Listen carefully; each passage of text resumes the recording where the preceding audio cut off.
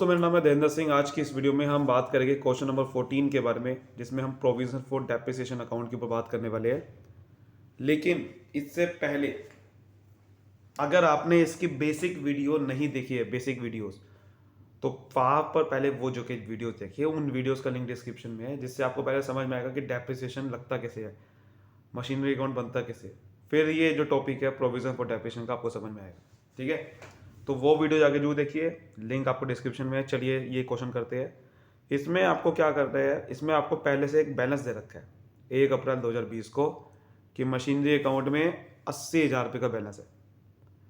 यानी कि इसमें यह नहीं कहा कि मशीनरी खरीदी है, पहले ही बैलेंस दे दिया। फिर कह रहा है कि प्रोविजन फॉर डेप्रिसिएशन अकाउंट का भी बैलेंस दे रखा है।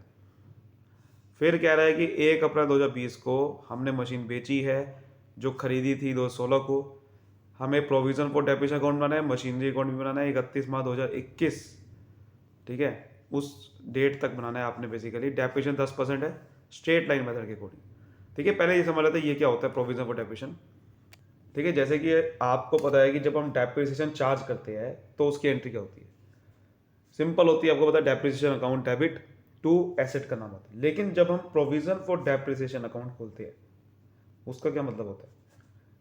When provision for depreciation account is maintained, अगर कोई प्रोविजन फॉर डेप्रिसिएशन अकाउंट हम मेंटेन कर रहे हैं, यानी कि ये अकाउंट बना रहे हैं, तो इसका मतलब होता है कि हम डेप्रिसिएशन एसेट के ऊपर चार्ज नहीं करेंगे।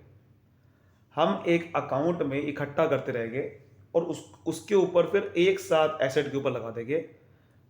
बार बार एसेट के ऊपर नहीं लगाना। एसेट को हमें शो करना है कॉस्ट वैल्यू। इसका मतलब ये होता है कि एसेट को कॉस्ट वैल्यू पे ही रिकॉर्ड करना है। कॉस्ट पे जितने का खरीदा था उतने का ही रिकॉर्ड करना है। लेकिन यानी कि जो बेसिकली डेप्रिसिएशन होगा वो किस अकाउंट में चार्ज करेंगे? हम प्रोविजन फॉर डेप्रिसिएशन अकाउंट में चार्ज करेंगे। पहले क्या हो रहा था, हम डेप्रिसिएशन इसके ऊपर चार्ज करते एसेट के ऊपर, जिसकी वजह से एसेट की वैल्यू गिरती गई गिरती गई गिरती गई। लेकिन जब आप ये चाहते हो कि एसेट जो है वो जितने का खरीदा था उतने का ही शो करे, तो हम डेप्रिसिएशन फिर इस अकाउंट में लगाते हैं। ठीक है, तो देखिए इसकी एंट्री क्या होगी फिर। जैसे कि डेप्रिसिएशन की एंट्री तो यही होती है ना, डेप्रिसिएशन अकाउंट खर्चा तो डेबिट ही होता है। तो पहले क्या हो रहा था, डेप्रिसिएशन अकाउंट डेबिट करके हम नाम लिख रहे थे एसेट का, जैसे मशीनरी अकाउंट। अब क्या लिखेंगे? इस अकाउंट का नाम लिखेंगे जिस अकाउंट में लगा रहे हैं, उसका नाम क्या है? Provision for depreciation account. ठीक है, प्रोविजन जब भी कोई बनता है ये एक खर्चा, बेसिकली ये एक लायबिलिटी होती है। पहली बात समझ लो कि यानी कि फ्यूचर में हमें इस प्रोविजन का इस्तेमाल करना है एसेट की वैल्यू को कम करने में। फ्यूचर में यहाँ से हम डेप्रिसिएशन का अकाउंट का पूरा बैलेंस उठाएंगे, डेप्रिसिएशन यहाँ से उठाएंगे पूरा, और फिर बाद में जाके एसेट की वैल्यू पे लगा देंगे। बार बार एसेट के ऊपर हर साल नहीं लगाना, डेप्रिसिएशन इसके अंदर लगाना है, बाद में जाके एसेट इसके ऊपर लगा देंगे बाद में जाके। यानी कि प्रोविजन बनाया ना ये, यानी कि आपको एक आपने अमाउंट, जो डेप्रिसिएशन की अमाउंट है जो फ्यूचर में जो इसके ऊपर लगानी थी वो इसके ऊपर लगा दी। अब ये अकाउंट में आप लगाते जा रहे हो और फ्यूचर में इसको कभी भी इस्तेमाल कर सकते हो, इसका जो प्रोविजन को एसेट की वैल्यू कम करने में। तो ये लायबिलिटी होगी, क्योंकि एसेट की वैल्यू कम करने में इसका कभी भी इस्तेमाल कर सकते हो आप। तो भैया ये हमारा नुकसान है, लायबिलिटी है। भले ही लायबिलिटी पे नहीं करनी है, पे नहीं करनी किसी को, लेकिन लायबिलिटी का मतलब ये नहीं तो खाली पे करने होते हैं किसी को। लायबिलिटी का मतलब ये भी होता है कि बेसिकली आपने कोई भी, आपको फ्यूचर में किसी चीज़ को बेसिकली आपको नुकसान हो रहा है, ठीक है, या कोई भी आपको चीज़, आपके ऊपर एक ऑब्लिगेशन है, कोई भी आपके ऊपर रिस्पॉन्सिबिलिटी है किस चीज़ की, वो भी लायबिलिटी होती है। तो दिस इज कॉल्ड लायबिलिटी, क्योंकि आपकी रिस्पॉन्सिबिलिटी है इसके ऊपर एसेट की वैल्यू कम करने की। तो ये लायबिलिटी है। तो भैया इसका बैलेंस क्या आएगा? लायबिलिटी का बैलेंस आता है क्रेडिट। तो क्रेडिट साइड पे लिखे, जैसे आपको दे रखा है प्रोविजन फॉर डेप्रिसिएशन अकाउंट का बैलेंस दे रखा है 36,000 रुपये, तो ये क्रेडिट बैलेंस है। और मशीनरी अकाउंट का बैलेंस डेबिट होता है क्योंकि एसेट है। तो ये ध्यान रखना है। सबसे पहले तो हम बैलेंस को ही ब्रॉट डाउन करते हैं, जो कह रखा है 1 अप्रैल 2020 को। तो ये अकाउंट ऐसे बना लेंगे। पहले तो मशीनरी अकाउंट देखिए आपको ऐसे बनाना है। ये मैंने थोड़ा बड़ा बना दिया है, आपको थोड़ा छोटा बनाना है क्योंकि छोटा क्वेश्चन है। वो प्रोविजन फॉर डेप्रिसिएशन अकाउंट नीचे बना दिया। सबसे पहले तो 1 अप्रैल 2020 को देखो बैलेंस दे रखा है, तो बैलेंस को पहले ट्रांसफर करते हैं। बैलेंस दे रखा है तो हम जब बैलेंस को किसी अकाउंट में ट्रांसफर करते हैं तो वो बैलेंस ब्रॉट डाउन हो जाता है। पिछले महीने कैरी डाउन होता है और जब उसको ट्रांसफ़र करते हैं अगले महीने वो ब्रॉड डाउन होता है। 1 अप्रैल एक नया महीना है, यानी कि ये बैलेंस होगा 31 मार्च 2020 का। तो इसे 1 अप्रैल 2020 का बैलेंस कह रहा है, तो ये ब्रॉड डाउन करना है, क्योंकि अगले पहले महीने की पहली तारीख को ब्रॉड डाउन होता है और ये ब्रॉड डाउन मशीनरी अकाउंट में डेबिट पे होगा, क्योंकि ये डेबिट बैलेंस होता है इसका। तो यहाँ लिखिए 2020 अप्रैल 1 टू बैलेंस ब्रॉड डाउन 80,000 रुपये दे रखा था। और ऐसे ही प्रोविजन फॉर डेप्रिसिएशन अकाउंट का बैलेंस दे रखा था 36,000 रुपये। और ये मैंने जैसे आपको बताया कि ये लायबिलिटी है और ये क्रेडिट बैलेंस होता है। तो 2020 अप्रैल 1, तो यहाँ लिखिए बाय बैलेंस ब्रॉड डाउन। यहाँ पर ब्रॉड डाउन इस साइड पे होगा, इसका उसका डेबिट साइड पे होता है। अब देखिए क्या कह रहा है। 1 अप्रैल 2020 को मशीन बेच दी गई 8700 की, और ये मशीन अप्रैल 2016 में खरीदी थी 16,000 रुपये की। तो मशीन बेचने की एंट्री आपको पता है क्या होती है, ये हम समझ भी चुके हैं, ठीक है। दोबारा बता तो एक बार, मशीन बेचने की एंट्री क्या होती है। पैसा आता है सबसे पहले कैश या bank account debit to machinery को, यही होती है ना। मतलब जैसे कि आपको पता है कि जब हम मशीन बेचते हैं तो एंट्री क्या होती है, व्हेन मशीन इज सोल्ड, ठीक है। ये आपको पता है जब पैसा आएगा, यानी कि कैश या बैंक अकाउंट डेबिट होगा टू मशीनरी अकाउंट, मशीन को भी बेची है, मशीनरी कम होगी, डेबिट से क्रेडिट होगी। और जब लॉस पे बेची है तो लॉस डेबिट होता है, बिकॉज नुकसान डेबिट होता है। तो loss on sale of machine account debit, ये बेसिकली एंट्री होती है। तो यानी कि मशीन अकाउंट में आपने कैश और बैंक अकाउंट क्रेडिट साइड पे लिखना है और लॉस भी लिखना है, दोनों आपने मशीनरी अकाउंट में लिखना है क्रेडिट साइड पे। तो इस साइड पे क्रेडिट साइड पे, क्योंकि मशीन बेची है तो क्रेडिट साइड पे सारी एंट्री पोस्टिंग होने वाली है। और ये 2020 अप्रैल 1 को ही बेची। तो सबसे पहले तो पैसा आया। अब आप यहाँ पर बैंक अकाउंट लिख दो या कैश अकाउंट लिख दो, एक ही बात है। मैं कैश अकाउंट लिख देता हूँ। पैसा कितने का आया, वो कह रहा है कि 8700 की बेची, तो 8700 पे आए। उसके बाद अब ये नहीं पता कि लॉस में बेची है, वैसे आपको दिख रहा है कि लॉस में बेची है। 16,000 रुपये की मशीन 8700 की बेची, लेकिन गलत बात है ये।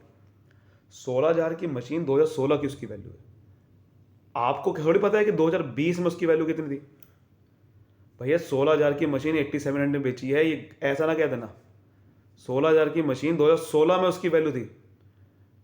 आज की डेट, जिस डेट को बेची गई है उस डेट पे वैल्यू देखनी होती है मशीन की कितनी है, तब लॉस या प्रॉफिट निकाला जाता है। जिस डेट पे बेची गई है उस डेट पे वैल्यू निकालनी होती है।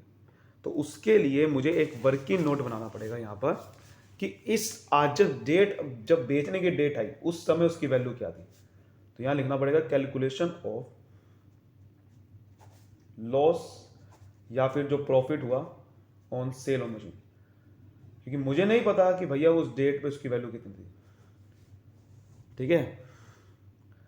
तो देखिए सबसे पहले तो मुझे पता है कॉस्ट ऑफ मशीन, मशीन की जो कॉस्ट थी 2016 को जो खरीदी थी, cost of machine as on April 1 2016। तो जो अप्रैल 1 2016 की मशीन खरीदी थी वो 16,000 की खरीदी थी, वो कॉस्ट वैल्यू थी। लेकिन हमें ये देखना है कि 2020 में इसकी वैल्यू कितनी है, क्योंकि मैंने उस समय मशीन बेची है। तो उस तक के का मुझे डेप्रिसिएशन माइनस कर दूँ अगर, तो काम हो गया। और डेप्रिसिएशन कहाँ से लूँगा, डेप्रिसिएशन मैंने इस अकाउंट में नहीं लगाया, डेप्रिसिएशन मैंने इस अकाउंट में लगाया होगा। 2016 से लेकर 2020 तक इस अकाउंट में मैंने सारा डेप्रिसिएशन लगाया होगा और वो प्लस होता गया होगा। 16 का, फिर 17 का, फिर 20 में, 18 19 भी, ऐसे ही डेप्रिसिएशन बहुत सारा लगाया होगा। तो प्रोविजन फॉर डेप्रिसिएशन मुझे माइनस करना है। यहाँ डेप्रिसिएशन नहीं लिखना, क्या लिखना है, प्रोविजन फॉर डेप्रिसिएशन, क्योंकि अब मैं डेप्रिसिएशन को कहाँ ट्रांसफर कर दिया था, प्रोविजन में। तो प्रोविजन फॉर डेप्रिसिएशन लेना है, लेकिन कितने सालों को लेना है, 16 से लेकर 20 तक, यानी कि 4 साल, 4 सालों का लेना है 16 से लेकर 20 तक। तो इसका मतलब 1 साल का कितना होगा पहले तो समझना पड़ेगा। भाई 16,000 की मशीन खरीदी थी और डेप्रिसिएशन 10% लगता है। स्ट्रेट लाइन मेथड का मतलब है कि जितने की खरीदी थी उस पर लगता है। तो यानी कि 16,000 पे 10%, यानी कि 1,600 रुपये लगा होगा 1 साल में। तो 16, 17, 18, 19, 20 में तो बेच दिया ना। कब तक लगा होगा? मतलब देखो, मेरी बात यहाँ से बना, 1 अप्रैल 2016, फिर 17 आएगा तो 1 साल ये हो गया, फिर 17 से 18 2 साल, 18 से 19 3 साल, और 19 से 20 4 साल, 4 साल का लगेगा। 5वां साल तो बेच दी गई नहीं है, 5वें साल में बेच दी गई है 1 अप्रैल 2020 में तो बेच दी गई है इसी डेट को, तो 4 सालों का लगेगा, पहला, दूसरा, तीसरा, चौथा। तो 1600 को 4 बार लगाना है, क्योंकि एक ही स्ट्रेट लाइन मेथड का मतलब होता है एक ही डेप्रिसिएशन लगेगा हर साल। तो यानी कि 6400 रुपये, 6400, 1600 को 4 से मल्टीप्लाई करेंगे तो 6400 का डेप्रिसिएशन लगेगा। और जब हम इसको माइनस करेंगे तो 9600 यानी कि वैल्यू आ गई, और यही है बुक वैल्यू से बोलते हैं। बुक वैल्यू किसे बोलते हैं? जब डेप्रिसिएशन माइनस कर देते हैं। तो book value as on April 1, 2020, ये वैल्यू चाहिए थी मुझे, यही वैल्यू चाहिए थी जिस डेट को बेची गई है।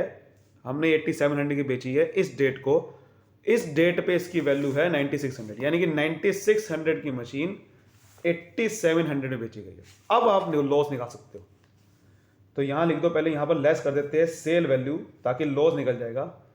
सेल वैल्यू है 8700 की, तो 9600 की मशीन 8700 बेची है तो नुकसान कितने का होगा? ऑब्वियसली बात आपको पता होगा कितने का हो रहा है, 900 रुपये का, है ना। 900 रुपये का नुकसान हो गया, 900 रुपये का नुकसान हो गया ना। तो यही नुकसान है, तो यहाँ लिखिएगा loss on sale of machine. तो ये नुकसान हुआ आपको बेचने के टाइम पे, बस इसी को निकालना था।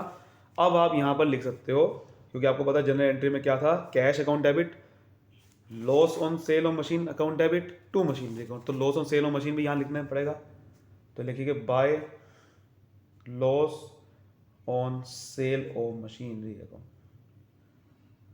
ठीक है, 900 रुपये का ये आ गया। लेकिन एक चीज ध्यान रखना, ये तो आ गया, आपने जो इसके ऊपर डेप्रिसिएशन, आपको की मशीन बिक गई है तो डेप्रिसिएशन आपने 6400 रुपये का इसके ऊपर लगाया, वो भी तो लिखना पड़ेगा ना यहाँ पर, क्योंकि वो जब मशीन बिक गई है, मशीन थी कितने की, क्योंकि यहाँ पर जितने भी यहाँ जितनी वैल्यू आनी चाहिए उसकी कॉस्ट वैल्यू आनी चाहिए यहाँ टोटल करके, क्योंकि मशीन बिक गई है।